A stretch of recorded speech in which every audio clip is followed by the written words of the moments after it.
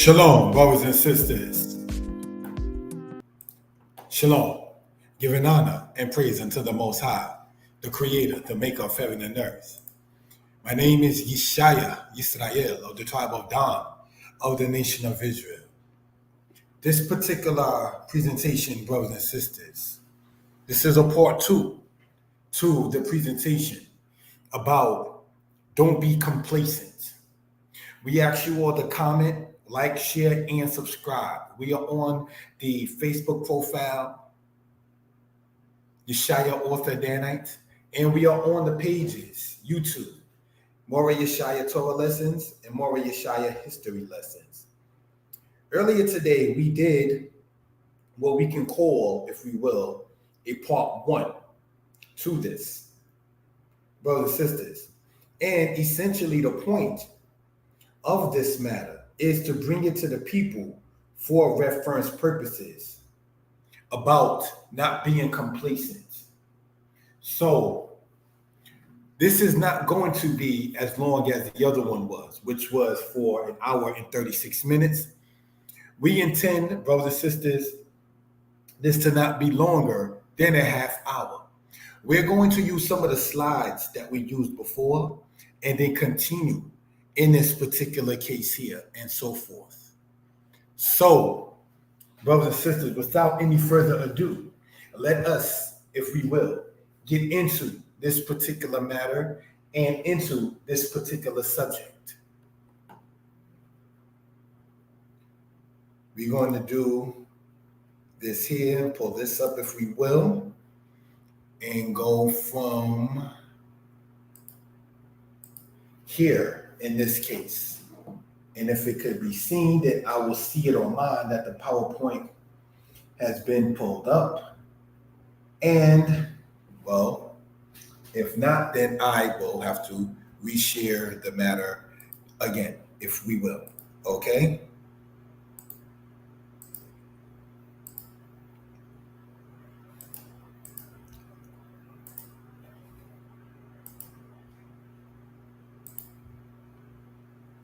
And let us pull this up, brothers and sisters, in this manner. Thank you for that. We are going to do this as a part two, brothers and sisters, in this. Shalom. Giving honor to the Creator, we ask you all to like, comment, share, and subscribe. Here to donate. Cash App, $More23, $MOREH, the number 23. So, in part one of this, there were more slides than we're going to be going in now. And we spoke upon how not letting negativity, that which is not good even, sit there and be a catalyst. And let's look at this, if we will, brothers and sisters. Don't become complacent because things could be worse, but rather get busy because things could be better. That is a fact, brothers and sisters, that things can be better.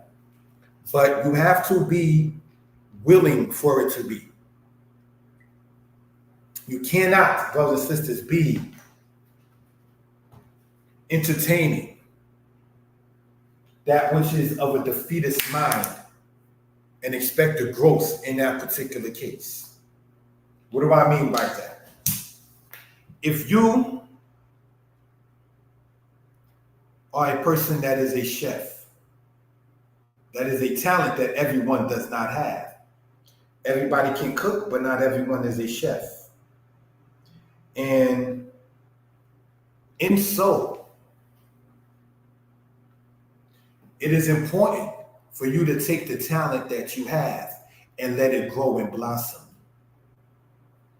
Complacent and complacency may come in the form of people who don't want you to see your shine. He or she is content with you being humbled to where we're saying one is so humble to where one is now humble. You can drink so much to where you're drunk. And you can be so humble to where you're now humbled.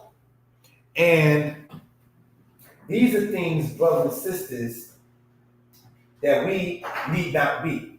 We need to speak upon speaking life to each other and being great and being good and going and being that in that particular case. So there are those who, and this is speaking in general, brothers and sisters, about growth, matter, and what has happened in many cases is you have, for the lack of a better term, sidebar jealousy. You have those who want you to be jealous of him or her, which is, I don't know what to call that. That's just bad. You understand? That mindset is not allowing for growth and for potential to be, if we will. So you want to not be around that kind of matter. Many people say, as we pointed out in part one of this, oh, don't let your left hand know what your right hand is doing. And this is no disrespect to those who are conveying a message with that. But if you don't let your left hand know what your right hand is doing, then how can you have strength? Hands have to come together in order for unity to exist. There was a song that was fingers spread and unity. That was the name of the song, Unity. Fingers spread is how part of that song is for those who do know. But if you have the concept, the understanding, the ideology of don't let the left hand know what the right hand is doing, then there will be a lack of strength. Hand to hand makes strength. We want those hands that are united to be united in that which is right. In part one of this, we spoke upon the matter of forgiving, if we will. And I use the example of Trump, who's made inflammatory and offensive statements and did not apologize yet for it, such as the Central Park Five, if you will. Then you had Don Emmons, who is now deceased, but he made a statement that was offensive and he apologized for it. So even before this particular person's death, he, in his own way, made amends. Whether it was accepted or not is one thing. But we only live one life. So how can we ever sit there and think to not forgive and pardon and move on, brothers and sisters? Who wins in not forgiving? Who wins in not reconciling the situation? When we start talking about generational curses as people of color, we usually speak of such. Someone has to be that person to sit there and want to make that change. They who are for the contention, the strife, the Apocrypha talks about that. He who makes strife among they who are at peace is not a good thing. The Bible in Proverbs says it's one of the abominations, one of the things the Most High hates is he who sows discord among brethren. Ezekiel chapter 22 talks about those who are talebearers who lie in wait in order to sit there and shed blood. Proverbs chapter 1 speaks about the matter of saying they, and if you're going to cite in this, there are those who don't rest unless they cause some to fall. So brothers and sisters, these are things that we care to sit there and bring out for reference purposes. Do not become complacent means not feeling too satisfied with your abilities or situation so that you continue to strive for improvement. I remember asking people, how would you rate me? E for excellent, G for good, S for satisfactory, N for needs improvement, or U for unsatisfactory. Ask people what they think about you. You might be very surprised, brothers and sisters. Like I might say, using my English name and then my Hebrew name. Talk to Yeshaya as if it's my English name, or talk to my English name as if it's Yeshaya. Talk to me as if you're talking about my behind my back. Or the statement that I had to use one time to smoke some people out on the Facebook and in the internet world. After you speak about me negatively, pray for me so I could be just as perfect as you. Now that was the me. And the thing that I stated was, this is to my family in a particular place. Now, I have family, biological and extended, in different states of the United States. When I posted that, only one person called me and took out the time. And this is not a person who, for lack of a better term, eats pork, who, for the lack of a better term, always greets Shabbat Shalom, Shabbat Shalom.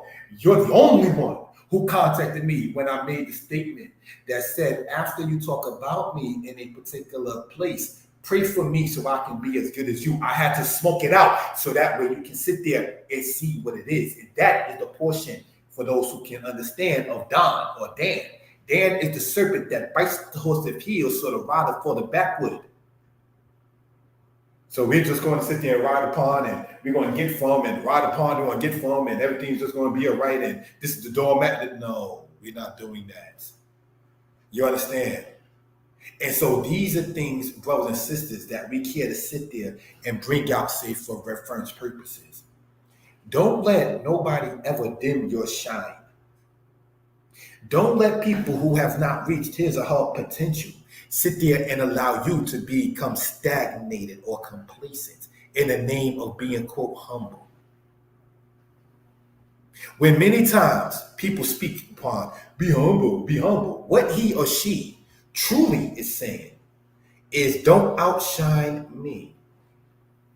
Don't make me look bad to me because I have low self-esteem. So how dare you have high self-esteem? I, who have low self-esteem, will tell you who have high self-esteem that you're arrogant. I would tell you that you are narcissist. I would tell you that you are self-centered. I would tell you that you always make it about yourself. We spoke in part 1 of this on how the people came to even the prophet Moses with that. We're all holy. Moses, you take too much on yourself. Yeah, we are all holy. So why not walk in your holiness and in your own light? If you are wise for yourself. Why not walk in it as opposed to thinking of the next person in that manner? Go and be great. Black people, we are the only people who teach that being single is okay. Did you know that? I've gone to different places, different countries with my lady. And most of the people you see is with, in most cases, they're his or her own nationality or race. And they're usually with someone of the opposite sex, his or her significant other. But with us, we've gone from the 70s and into today's time in part to sit there and state, brothers and sisters, it's okay for us to be alone. It's okay for us to not grow and shine. That is not good. There was a couple that got married after having 7 children and already having what they call a common law marriage. They had 7 children. The children are grown, and they already they was about in their 70s and 80s, and when they actually got married, and the children was all there and everyone was happy. One of the things to show the depth and sadness in certain cases, if we will, is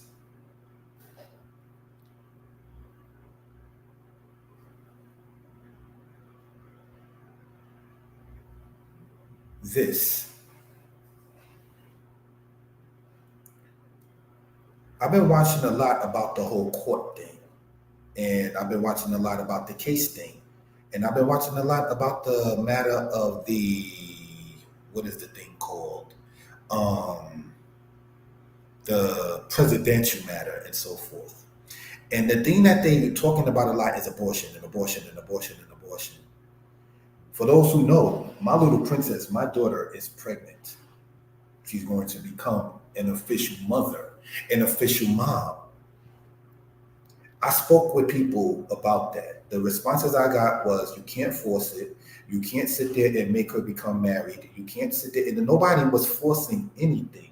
And nobody was trying to force anything. This is something that her and the person she's going to be married to within 3 years, we all sat there and talked about this offline, is going to sit there and strive for it in that particular case.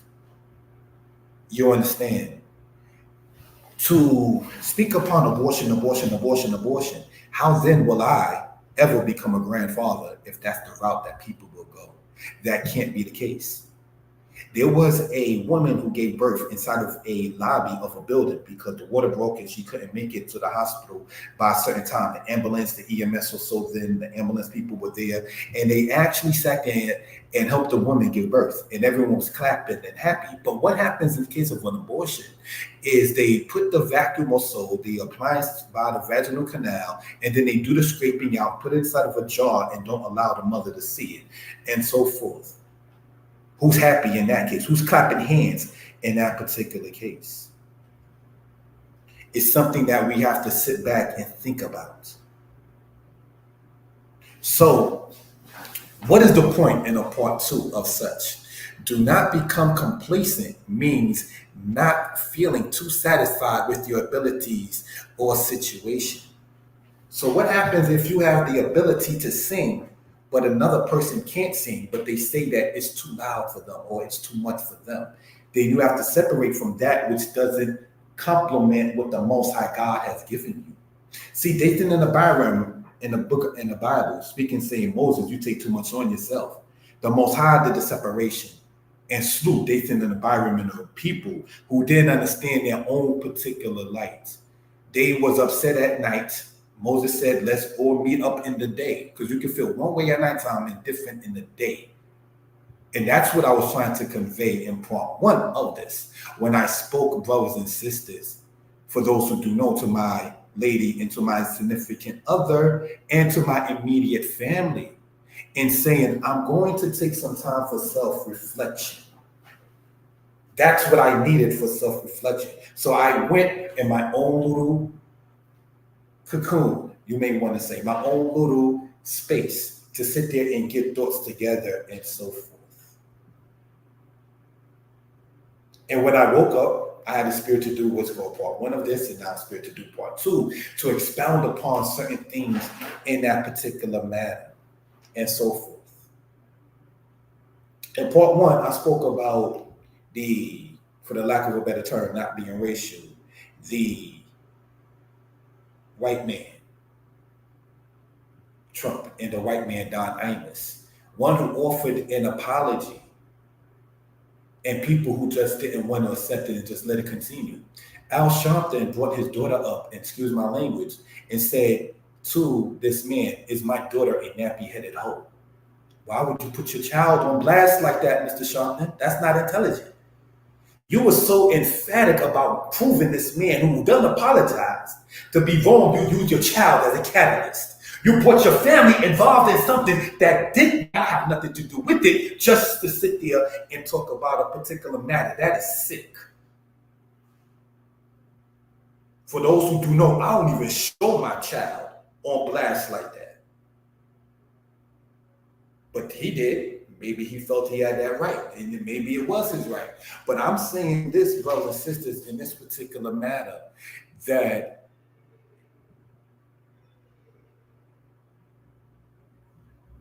as we spoke upon in part 1 of this, if our colon and our small intestine, and if our stomach and our lungs, from all the smoking, all the sugar intake, all of the alcohol intake, all of the bad intake that we have taken, if our intestines treated us the way we treat each other, we'll be dead. Did you know that? Did you know that our intestines has taken more abuse than we may think? When you go and get what they call a clean out, brothers and sisters, you drink things and then you see the bowel or whatever else come up and so forth and so on. So that is what, in repairing your intestines, like some people go on liquid fast or so forth for such, We have to repair the breaches, say one with another, and so forth. And that's important before we start talking about us being alike to anyone else. We have to and should be, say that like one and with each other, brothers and sisters, if you will. You understand? My lady wrote, some people are narcissists but don't know it because they are not able to self-reflect. And that is true.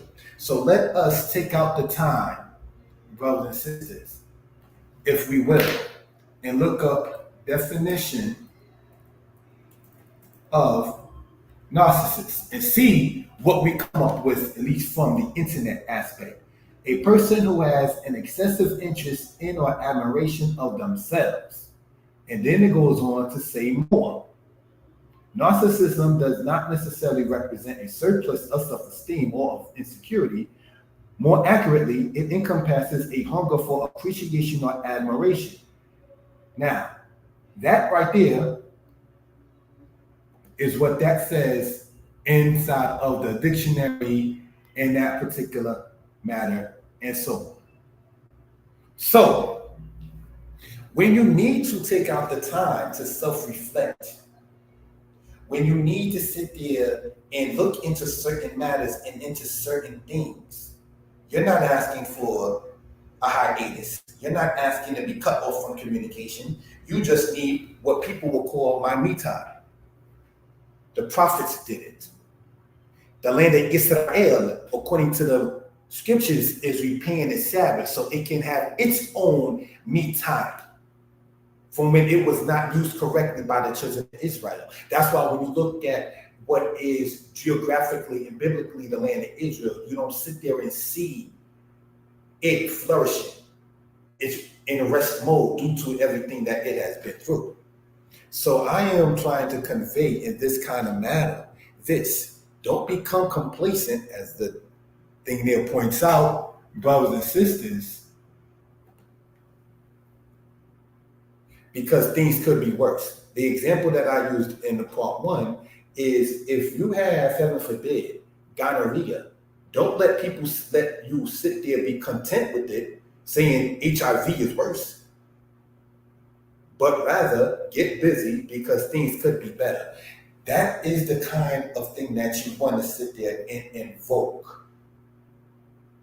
You want things, say, to become better, brothers and sisters, in that particular case.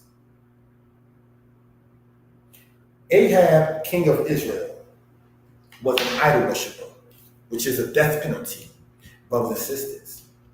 Did you know that when the prophet spoke to him, he humbled himself? And the Most High said, look at Ahab and how he humbled himself. And that's the difference between the Most High and human. Because see, human will sit there and see you humble yourself, want to make recompense, want to reconcile, and will still sit there and say, you ain't such and such. Now, when Ahab committed a murder, that changed certain things between him and the Most High God. You understand? And that's, say, that particular case. But brothers and sisters, we are not the Most High. We only have one life. And since we have to sit there and repair breaches, and people have asked me, well, your little princess is now pregnant. What do you feel about becoming a grandparent? And my statement to that was to be there, be helpful, and be good in it. That was the answer that I came up with. You understand? It's nothing to be angry about, or so forth and so on. Give advice, give counsel, be there. You understand in that particular case. So let's move on as we get into this. Some citations to speak on, and we're going to close out. This is like a part 2 of what we discussed earlier. Cast out the scorner and strife, and contention will cease. Some rest not, unless they cause some to fall. Separate from your enemies and take heed to your friends. So, brothers and sisters, what can we say and gather in that particular case, if we will? Your enemy can be defined as a person who, when you want to change for the better, brings you back to where you were not better.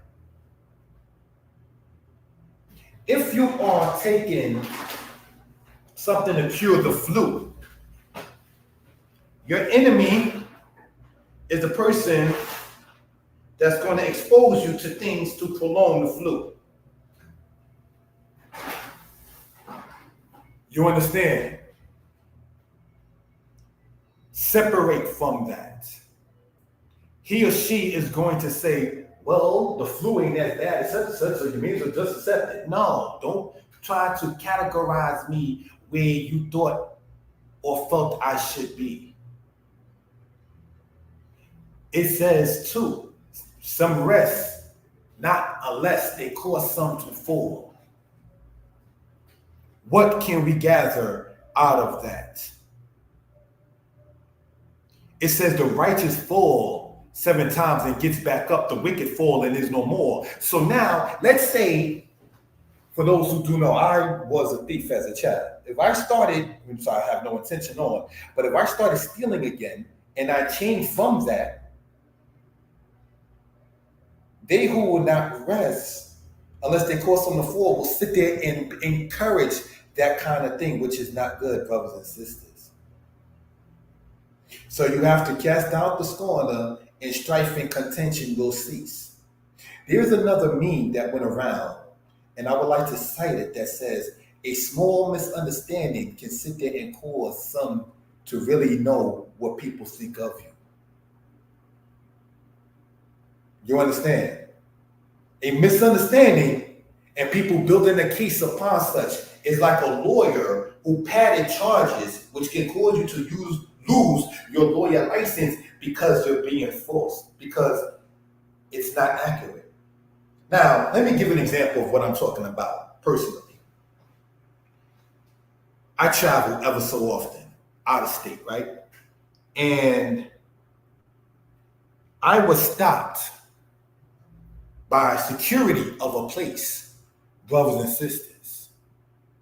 And the security of the place stopped me when I was already at the place for a couple of days and stated that I was not supposed to have been there, was there illegally, and that the police will be called.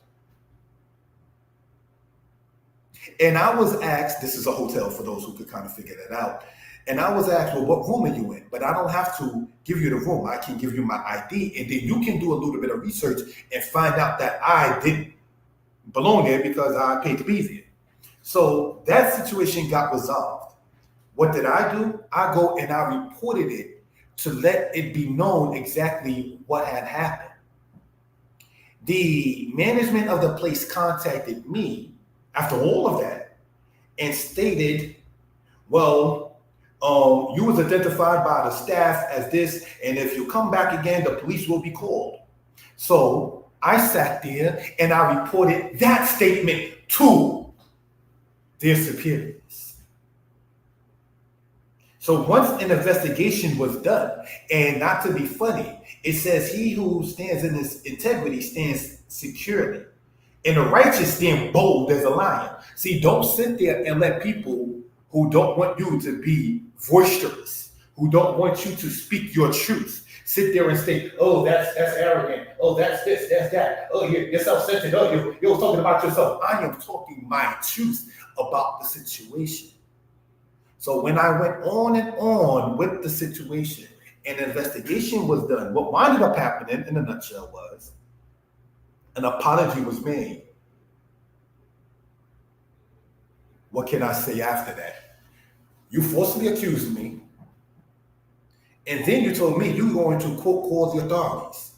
Then after back and forth with superiors to you and going back and forth in communication via phone, via email, And sidebar, don't communicate too long with people who don't want to do email, because then they don't want a paper trail because they know he or she is incorrect. But let's get back to the point. After all of the communication that was done via phone and via email, an apology was made. That was this year, 2024. How can I sit there and not accept an apology, even though I know you made a fool of yourself? You came and you offered me, hey, you know what? We'll give you points with the hotel, and we'll sit there, and the next time you come, we'll have this for you and everything like that. You are trying your way to make amends. Now, I can sit there and be in my feelings and not accept it, or I can see the greater good, realize you made a fool of yourself. That's something you just got to eat for yourself. And I can accept your apology and the benefits that you're trying to offer. So it boils down essentially this. Men and women have told each other concerning relationships. And this is a fact. This is another scenario, right? As we begin to close out with the timing allotted. This right here.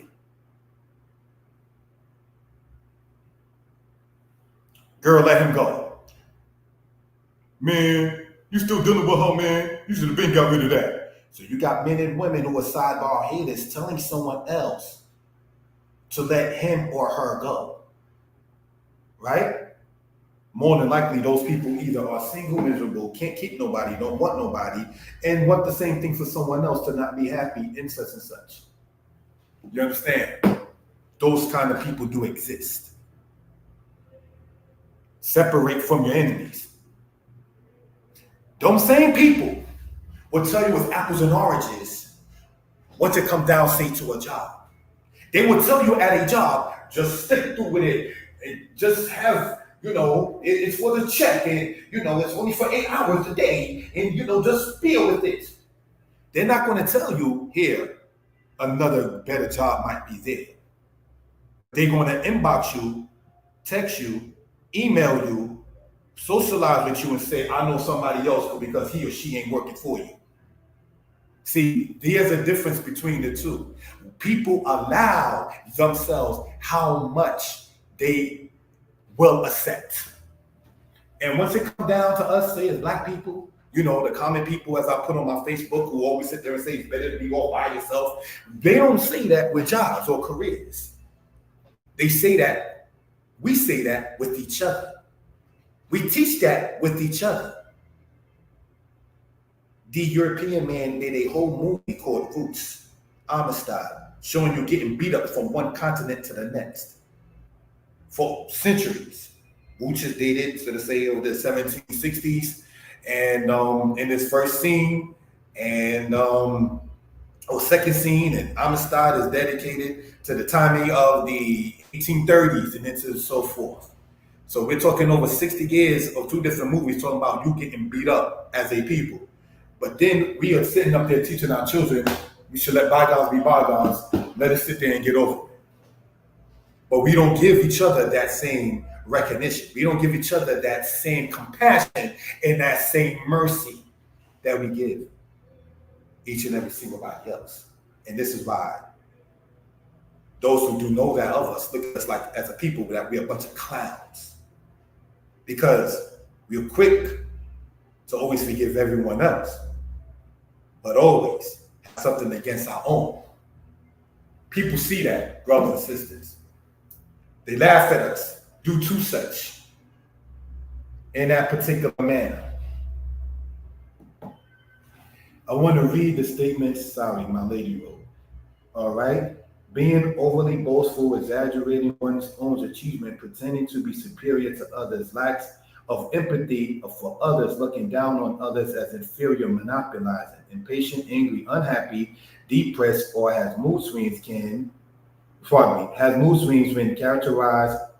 criticized easily, disappointed when expected importance is not given, always craves for the best and everything, has a very fragile self-esteem. These are some of the traits of narcissism.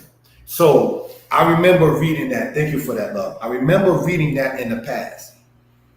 And I believe, correct me if I'm wrong, that there is a fine line between the two. And what do I mean by that? We can't offend and then say to somebody, oh, you easily offended. You shouldn't be offended. But then, when offended, hold on to it because it's an offense. See, it's kind of confusing in that particular case. So the definitions that we do see and so forth and so on, we have to sit back and think. And that's why we use the scriptures mainly as a source in that particular matter. Now, Don Imus made a comment saying, excuse my language, those some nappy-headed hoes, to a female basketball team. To my knowledge, they forgave him. He's now deceased. He made his apology. Trump sat there and stated that the Central Park 5 matter, that they should be killed. He sat there and encouraged the thing that happened on January 6th, the insurrection, if you will, and did not offer any apology for it whatsoever. I am not saying, yeah, we're from America, but you told Black journalist women who are journalists and are born in the United States to go back where they come from. And he has yet to apologize for that. So you can see the distinction between the two. Always take time to self-reflect. You'll be surprised, brothers and sisters. Do you understand? So these are things in part 2 and closing out of this matter that we sit there and care to get into for reference purposes. Cast out the scorner, and strife and contention will cease. Some rest not, unless they cause some to fall. Separate from your enemies and take heed to your friends. Now, in part 1 of this, I spoke upon, I had in my past a speech impediment when I was a child. So personally, when I am told, oh, you talk a lot now, or oh, you talk loud now, I used to be able to not sit there and even speak properly until I was about maybe 6 for to be fully understood. Many people may have not known that until I pointed that out earlier in the first presentation of this. So please don't tell people to be silent. Just not entertain when he or she is speaking if it doesn't entertain you. Stop trying to control that in that particular case. And this is why I send the links out at times about videos, and sometimes I just stay on mine and platform and so forth and so on. You understand? We are not the Most High. When the Most High speaks of his works, there's a portion in the Bible that he said to Job, where were you when I created the heavens and the earth? When I created the foundations of the earth and commanded the seas that it goes not to a certain point, where were you, Job? On a human level, we can say to one another, and this is not to sound arrogant, we're not the Most High, nor is the Most High arrogant. Where were you when I was doing what I was doing? And you see the results of it now. Let me close out in this. There's a company, and there was a guy that was working in the company. And no, this is not me. I'm actually talking about somebody else. And he left that company and wound up making inside of a newspaper that talks about what that company does in business. And he made that newspaper. And I sat there and looked at it and said, wow, this guy used to sit there and work around in the place. And the guy I showed it to just looked at it like, yeah, I didn't like it. See the difference? Now, somebody can look at this definition of narcissist and saying being overly boastful, exaggerating one's own achievement, pretending to be superior to others. Now, somebody can sit there and say, oh, well, wow, you're up there talking about yourself. Meanwhile, there's a whole big market in business about correcting and updating a resume for a job. People have made straight hundreds of dollars concerning resumes. Some resumes to get done, they charge 40 and better. Your resume is about what you do. But to the people who don't see his or her own potential, might see you speaking upon your resume and your deeds as belligerents, as narcissists, as arrogant, as self-centered. No, such is not the case. We are not the prophets. But just like the prophets came and said to Moses, you take too much on yourself. When the Most High has made Moses who he was, so do people come to people and say, you talk too much about what you do, not realizing it's what the Most High has commissioned one to do. So stop blaspheming the Most High, whether it be the work that he made in the heavens and the earth, or the work that the Most High has commissioned the sons of man to do. With that, shalom. Most High bless.